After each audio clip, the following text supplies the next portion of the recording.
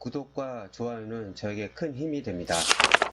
안녕하세요. 부동산 뉴스를 읽어주는 박 팀장입니다.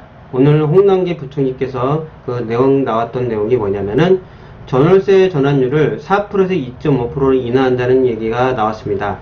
나왔기 때문에 이거는 국회에서 통과가 되는 부분이 아니라 시행령을 이제 개정하면 되는 거라 10월달부터 시행될 예정입니다.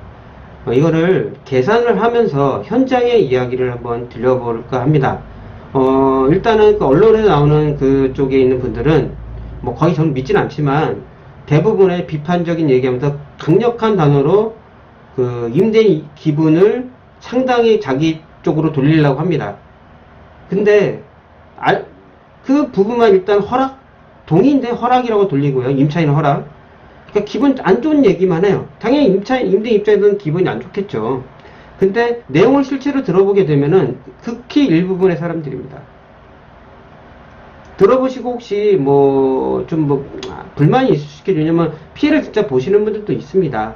극히 일부분이라고 제가 먼저 말씀을 드리고 어떤 현상들이 있는지 제가 한번 있는지 한번 제가 들어가면서 이런저런 얘기를 한번 들려드릴 테니까 한번 보시고 판단해 보시길 바랍니다. 그럼 들어가 보도록 하겠습니다.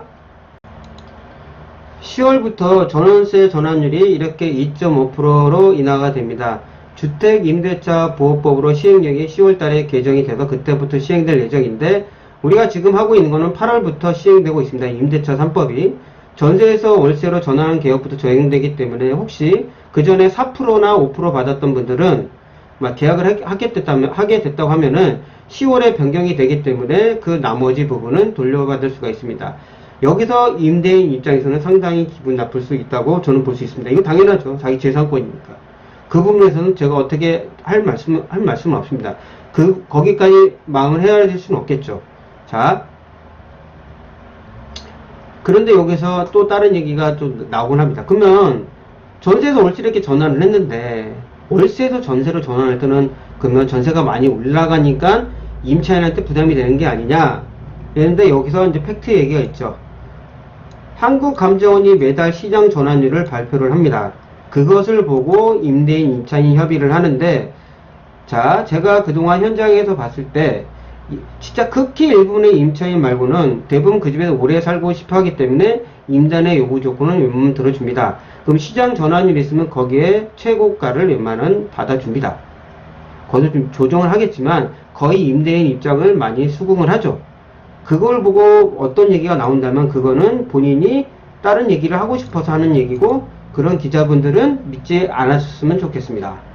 자, 중간에 월세에 전환 임차인 허락이 필요하다. 참 동의가 아니라 허락이라고 합니다. 기분 나쁘게 임대인 입장에서는요. 어떻게 임차인한테 허락을 합니까? 임차인이 임대인한테 허락을 구하는 거죠. 안 그렇습니까? 임대인은 임차인이 제가 그랬잖아요. 아직도 반갑이라고요. 아무리 초갑에서 반갑으로 줄어들지 임차인은 초을에서 반을로 올라온 것밖에 안 돼요. 같은 동등한 입장이 아닙니다. 현장에서는. 자, 거꾸로 임차인이 전세로 월세로 바꾸자 한다면 그냥 임대인한테 동의를 구해야 되겠죠. 같이 동의입니다. 동의. 중간에 전환을 한다는 것은 거꾸로 임대인 임차인 할 때도 동의를 구하는 거고 임차인한테 임대인한테 바꾸자고 할 때도 그냥 돈이 필요할 수도 있고 그렇게 할 수도 있잖아요. 돈이 있으니까 월세로 전환할 수 있잖아요. 그럼 임대인한테 동의를 구하는 겁니다. 허락이 아니에요. 왜 그걸 갖고 사람한테 기분 나쁘게 합니까? 편가르게 하지 마시라는 얘기죠. 자, 제가 처음에 구두로 만드는 것처럼 계산하는 방법 보고 한번 보면 현장에는 어떻게 움직이는지 대해서 제가 심도 있게 한번 다시 설명을 드리도록 하겠습니다. 은행 기준 금리는 0.5%에서 3.5%로 4% 이렇게 현행을 하려고 했는데 개선된 게 이렇게 해서 2.5% 됐습니다. 왜냐? 은행 금리가 상당히 낮아졌습니다. 이거 가지고 지금 사람들이 또 그쪽 편에서는 이거 의견이 분분한데, 자, 여기 대해서는 일단 제가 밑에서 보면서 설명을 드리도록 할게요. 거기 나온 기재부의 보도자료를 보게 되면, 전세대출 금리는 현재 6월 2.26%고요. 투자상품 수익률은 1.31입니다. 주택담보대출 금리는 2.49예요. 근데 그거보단 높습니다. 그거보다 더블을 받고 싶었던 거죠. 이 정도면 내용이 어느 정도 수긍되지 않습니까? 낮은 금액이 아니에요. 개선된 금액이 하더라도 전환율이. 그 시대에 가서 따라가잖아. 자, 현장에 있어서는 어떻게 계약을 하냐. 현장에서는 보통 예전부터 은행, 1금융권 은행 금리에 따블을 받습니다. 3배, 4배 맞는 데는 없어요. 거의 따블이에요. 좀 시세보다 좀 강력한데 조금 더 받겠지만은 큰 차이가 없습니다. 지금 은행 1금융권 그 금리가 1%도 안 되는 것도 많습니다. 1000만원 넣어봤자 10만원도 못 받는다고 1년에. 12만원도 못 받아요. 그 세금 떼고 뭐 하게 되면. 그거보다 높잖아요. 그쵸? 그러면 제가 계산된 AR을 보면서 설명드릴게요. 지역마다 그리고 상품마다 보증금마다 전환비율이 틀리죠. 이게 그 전에 임대차 3법이 시행된 8월 전에는 이건 임대인이 올리고 싶은 마음대로 올릴 수가 있는 겁니다. 그럼 뭐 너무 많이 올리면 계약이 안 되겠죠. 그렇죠? 자, 은행 예금 금리가 2배 정도 아까 제가 말씀드렸습니다. 즉 임대인 마음이었던 겁니다. 현 은행 1금융권 은행이면 1%도 안 돼요. 자, 제가 여기서 지금 설명드리고 싶은 분이 뭐냐? 여기서 이제 보면서 전체를 다 설명드릴게요. 제가 그냥 이거 보고 이제 금액을 보셔야지 아니까. 자, 여기서 이제 설명을 드릴게요. 제가 얘기하다 파트가 잘못했는데 일단 아까 제가 설명드리면 이쪽에 있습니다. 자, 여기서 이제 보시게 되면, 자, 예를 들어 볼게요. 우리가 이제 아파트나 재개발 그 빌라 같은 사는 사람 목적은 일단 먼저 이건 투자 수익을 남긴 거지 월세 수익을 남기려고 하는 게 아닙니다. 그래서 대부분 갭 투자를 해서 전세를 놓게 되죠. 자, 원룸 다가구 오피스텔 같은 경우는 왜 삽니까? 투기 수요가 아니라 월세 수익을 남기기 위해서 삽니다. 자, 예를 들어보면 그래서 아파트를 제가 먼저 설명드린 거예요. 원룸이나 다가구 전세를 1억이라고 기준을 하게 되면 서울에서 설명드린 거예요. 보통 1000에 50에서 60 정도 받으려고 합니다. 동네마다 틀리는데 좀 강세는 더 받아요. 그러면 기준은 55만원으로 가정을 할게요. 자, 그럼 1년에 연 660만원 받습니다. 연 660이요. 그러면 보증금 9천이잖아요. 보증금 9천. 그 연으로 따지면 7.33% 나옵니다. 수익률이 7.34% 나와요. 은행금리 1%도 안 되는데. 자, 9천만원 은행 예금金利가 90만원입니다. 넣어놓으면 1%도 안 되니까 제가 최고가를 찍은 거예요. 그 이자 나가는 거 빼고까지. 임대차 3법 전환율로 하게 되면 지금 4% 할 땐 360만원. 월 1000에 30밖에 못 받아요. 자, 이게 2.5% 낮으면 1000에 20만원도 못 받습니다. 임대인 입장에서 상당히 기분 나쁘죠. 야, 큰일 났다라고 할 수 있을 거예요. 자, 여기서 제가 팩트 이야기를 들어갑니다. 우리 다가구 원룸, 그리고 오피스텔 같은 경우는 제가 아까 뭐라고 했죠? 월세 수익을 남기기 위해서 원룸 중에서 거의 대부분이 다 월세입니다. 전세인 경우도 있겠죠. 자기 보증금을 유지하려고 그런 겁니다. 제가 아까 뭐라고 했죠? 본인들은 돈 나가기 싫어해요. 보통 승리가 자기 그 보증금을 세입자한테 받아서 주려고 하지 자기가 생돈 나가기 싫어해요. 그걸 또 줄이는 분들도 있어요. 대다수가 그래요. 자, 여기서 제가 팩트 이야기를 하게 되면 뭐냐? 다가구 원룸 오피스텔 놓으시는 분들은요, 지금 받으시는 금액이 거의 최고가입니다.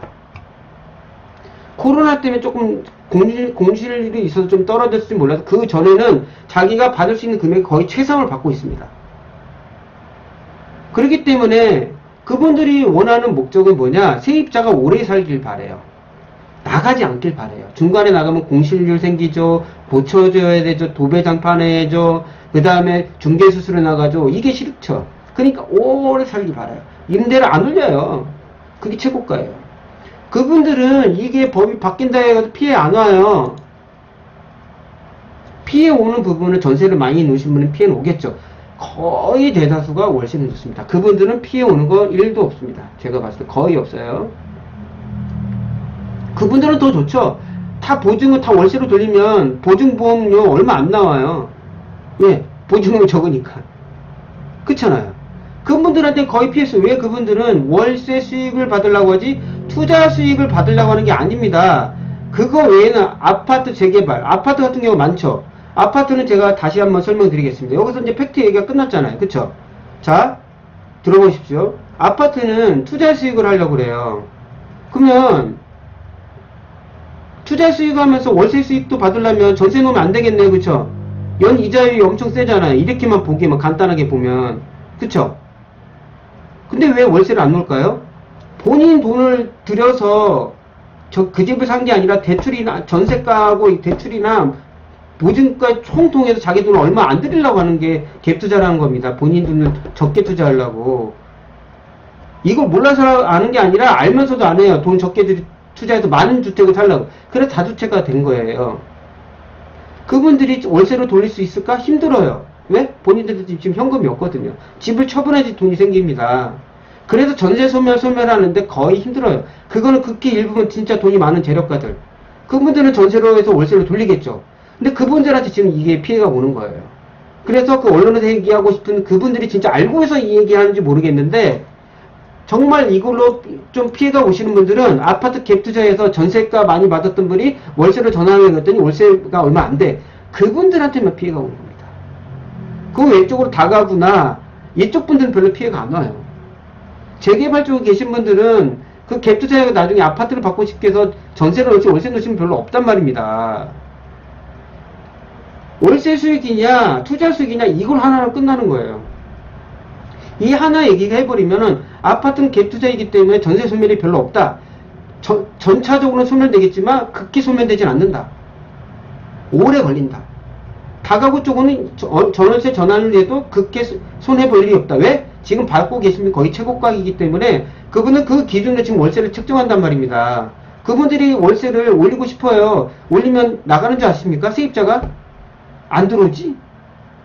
집이 엄청 많거든요. 다가온 놈이. 계약할 때 엄청 미져요. 부동산 집 엄청 보여줘야 돼요. 그것도 깎아줘야 된단 말입니다. 임대인이 올린다고요? 계약이 되는 줄 아세요? 태견한 말씀입니다. 아파트 극히 일부분 그쪽에서만 이게 관련된 얘기입니다. 제가 봤을 때. 오피스텔도 관련되겠네요. 전세 놓으신 분이 월세로 전환하는 경우가 있으면은 좀 피해가 오겠습니다. 다가구나 원룸도 전세 많이 놓으실 분은 월세 돌릴 때는 피해는 올 수 있는데, 목적 자체가 투자 수익이기 때문에 그거는 좀 빼고 말씀을 드린 겁니다. 그 부분이 그 부분에 있는 분이 들으셨다면 좀 죄송스럽게 생각하지만, 목적 자체가 투자 수익이잖아요. 월세 수익이고, 아파트는 투자 수익, 투기 수익이기 때문에 그 부분에서 틀린 겁니다. 아파트로 월세 수익을 남긴다는 거는, 그건 아니잖아요. 그건 두 가지를 다 목적으로 갖고 오는 거예요. 본인 여유가 있어서 하는 거란 말입니다. 진짜 월세 수익을 내면 다가구로 가야죠. 원룸이나. 아파트로 월세 수익을 남기는 거는 택견한 말씀입니다. 솔직히. 그건 솔직히 아니에요. 저 현장에 있어서 말잖아요. 제가 그래서 그동안 얘기했던 아파트 전세 수익은 별로 없다. 그리고 제가 계속 얘기했던 부분 중 하나가 이겁니다. 자, 그리고 이번 보증률 제가 한번 올렸습니다. 보증, 거기에 관련된 거. 자, 제가, 들어보시면 알겠지만, 금액적으로는 크지 않지만, 지금, 다가구는 원룸을 가지고 계신 분들 있죠. 월세를 많이 놓으시고, 보증이 별로 안 나와요. 왜냐면 보증금이 작으니까, 전세를 많이 놓은, 전세 금액이 많아. 이제 아파트는 이제 거의, 아파트 같은 경우는 이제, 민간 임대, 등록 임대 사업자가 이제 폐지가 되니까 가지고 계시는 분 모르겠지만은, 다가구 원룸 쪽에서는 그렇게 피해보는 게 별로 없단 말입니다. 다 월세 수익을 남기려고 하지. 이해하시겠습니까, 이제는? 그런 거 갖고 언론, 우리 전국, 전 세계 언론, 신뢰도 꼴찌인 그분들한테 믿지 말라는 소리예요. 현장에 있는 중개업체를 가서 직접 물어보십시오. 제가 이건 먼저 올지, 그건 먼저 올지 모르겠지만, 오피스텔 패닉바이 하는데, 현장의 목소리도 모르고 그냥 얘기하는 겁니다. 자, 아까 제가 말씀드린 게 이렇게 나온 거예요. 갭 투자이기 때문에 월세를 놓고 싶어도 돈이 부족해요. 여러분들은 제외하는 거고요. 자, 이제 한 지역을 말씀드릴게요. 전에도 한번 제가 그 투자 추천하면서 설명드렸던 창동을 예를 드리겠습니다. 지금 얼마까지 오는지 잘 모르겠는데, 창동이 그 주공 아파트, 옛날 아파트가 많이 신축 아파트가 없어요. 그러다 보니까 거기 같은 경우는 나중에 GTX 노선까지 들어서 트리플 역세권이 되는데도 그 매매량이 좀 적었던 이유가 뭐냐면, 아파트 매매가에 비해서 전세가가 너무 쌉니다. 오래돼가지고. 그래서 갭 차이가 크다 보니까 매매량이 그렇게 많지가 않아요. 거래가 그렇게 되는데도 딴 데에 비해서 적게 돼요. 이유가 뭐냐? 자기 투자 금액보다 높아지니까요. 그래서 거기 투자를 못했던 분들이 상당히 많아요. 제 알고 있는 지인도 그렇습니다.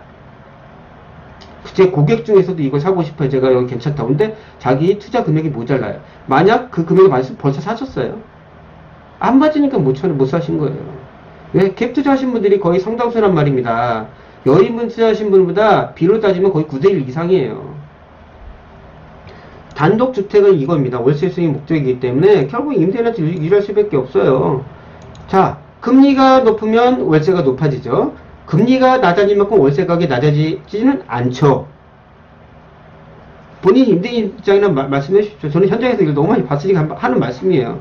현장 중간계 현장에 있는 실세에 있는 그대로 말씀을 드린 거예요. 자, 제 내용을 들어오는 구독자나 이 유튜브 동영상 들으신 분들, 전세 전환율 같은 경우는요, 이거는 극히 일부분의 그쪽 아파트나 이렇게 전세를 많이 있던 분이 그 월세를 전환을 했더니 본인들한테 들어온 돈이 적어지는 겁니다. 그 외쪽으로는 거의 피해 올 일은 별로 없어요. 이거 가지고 언론을 조장하신 분들은 그거는 의심을 해봐야 된다는 얘기를 드리면서 오늘 마무리하도록 하겠습니다.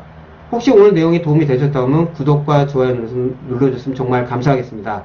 다음에 더 나은 부동산 뉴스로 찾아뵐게요. 끝까지 들어서 정말 감사합니다.